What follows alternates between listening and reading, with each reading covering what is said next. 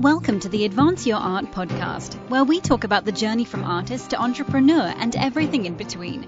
You've worked hard to hone your craft. Now take it to the next level with tips, techniques, strategies, and routines used by successful artists to grow their businesses and careers. Now, let's get started and have some fun with your host, Yuri Cataldo.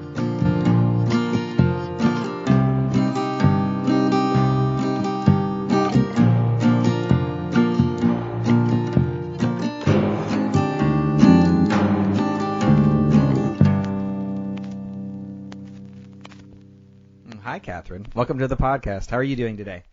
I'm doing very well. Thanks so much for having me. Excellent. It's my pleasure. Thank you so much for joining me. So I'd like to first ask you, so you're a classically trained opera singer. What is your favorite warm-up exercise? That's a really good question.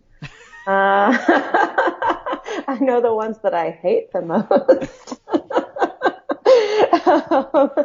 I think honestly my favorite one is one that is super easy and like if you didn't know anything, you're not doing anything, but it's like it almost massages the vocal cords. Oh. And it's just doing like thirds in ooze. Yeah. Just ooh, and just like sliding. Ooh, and yeah. It's the easiest thing, but it also feels really good. It's something that I do when I'm first starting out, especially if I haven't sung for a while, now.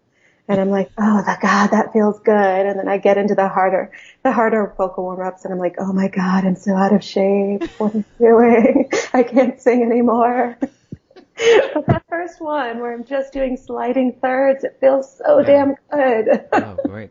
Do you also, I guess more when you were doing this professionally, do you also do tongue twisters as well, like an actor warm-up, or is it mostly those kind of vocal singing warm-ups? No, it's mostly vocal singing ones. Okay. Yeah, we'll do ones that kind of strengthen our tongue for, flipping our R's and that stuff, but none that what were the ones that I did in high school, when I was doing more theater, I can't even remember, red leather, yellow leather. Oh, yes. Red leather, yellow leather. Yeah. I don't really do that when warming up for opera. Okay. Not so much. All right. So let's start then in the beginning. What made you want to study and go to school for voice and opera? Well, I've always been a performer. I was that kid who was slightly annoying because she would just get up and sing wherever. I think there's home videos from 1988 where I'm just on a coffee table singing Little Mermaid or something. And, and that was just me. I was a ham growing up wanting to be the center of attention, and loving to perform. So my parents supported that. And, I don't come from a bunch of performers in my family at all, but they totally supported it. They put me in dance classes and music lessons and theater classes and all that. And so there was just no other choice for me growing up. I always knew I wanted to do some kind of performing. I didn't know exactly what that was going to be. And then I started taking voice lessons in very beginning of high school. Okay. And it was actually recommended by one of my music teachers. I think it was 6th grade. I sang Memory from Cats in the 6th grade talent show because that's so age appropriate. It is. It sounds beautiful. That's all that everybody really needs to know. Oh, it's funny. I have video of it. I take a lot of breaths in the middle of words. But yeah, that voice teacher, or that music teacher from my school took my mom aside and was like, hey, I think your daughter might have something and should take some private voice lessons. And around 8th or 9th grade, I started taking private voice lessons. And that teacher, Andrea Thornock in Fairfax, Virginia, she really introduced me to classical music. Yeah. I didn't know anything about classical music or opera. Neither did my family. Mm-hmm. And she really introduced it to me, and I fell in love. And I couldn't get enough of all of these new people we're hearing of, like Mozart and it was just, it was a real love for me. And I was like, I think this is what I want to do, when I was trying to narrow it down. I knew I wasn't going to be a ballerina because I was, 5'3" and like of average size. So, so I was like, I think I really want to be a singer. And it was when I was deciding to go to college that I was like, okay, well now I have to decide, do I want to go into musical theater or do I want to go into opera? Mm-hmm. 'Cause I decided what I wanted to major in, and I just loved classical music. And so I decided to go for that. My parents came along for the ride. They just started learning. Yeah, they were totally cool with that all along the way. They really were. I really lucked out with having incredibly supportive parents who never once said to me, "Are you sure you want to do that? It's not the most logical choice for a major." Right. But looking back, I'm so glad that they supported me through that. Okay. What is your favorite opera to sing? Or just listen to? Either way. Okay, so those are two very different things. That's true. They are different things. All right, so please answer both then. So my favorite to sing is any Mozart opera. Okay. I loved singing Donna Elvira from Don Giovanni. I loved singing the Countess in Le Nozze di Figaro. And I loved singing my favorite one to watch, which is La Bohème. I loved singing that as well. But Mozart just sat so well in my voice that it was like easy.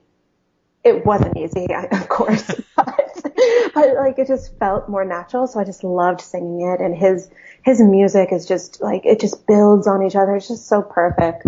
Yeah. Well, great. Are you? Let's see. I'm looking through your. Are you a soprano? Are you a mezzo soprano? I'm a lyric soprano. Okay. Right now I sound like a mezzo because I just came back from a wedding in New Orleans. So things, I would have had to keep watch on if I were still singing professionally. I wouldn't have been able to like party in New Orleans the way I did. Exactly. My liver would have been a lot happier if I were still restraining myself. That's how it usually works. So what did you do after you graduated? Were you able to like jump right in and start performing professionally? Were you also doing a couple of things at the same time, or how'd that work? So I did undergrad at Boston University, and then I went straight into grad school at Manhattan School of Music. I moved to New York. And then once I graduated there, I started living that starving artist life where I was working day jobs and going to auditions and, getting small gigs here and there. Mm-hmm. And, it was wonderful. And it was also incredibly hard. Right. But yeah, I think I've had dozens of jobs, I swear, getting in, counting as my day jobs.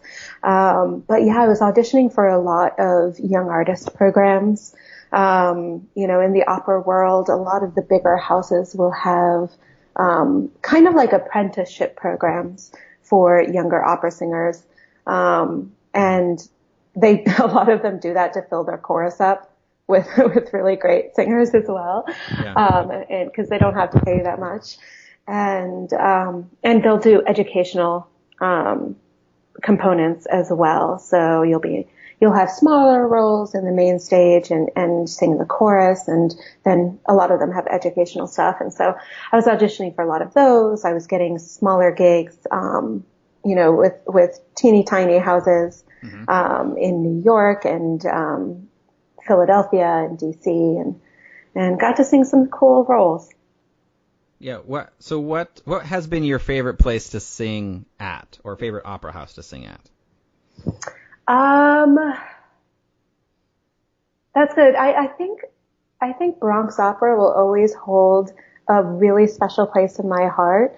That was one of the first places I got to sing full roles with full orchestras. Oh, wow. And I sang 2 leads with them, and it's always been special. Mm-hmm. Getting to sing the national anthem at a Washington Nationals game was pretty cool too. Oh, yeah.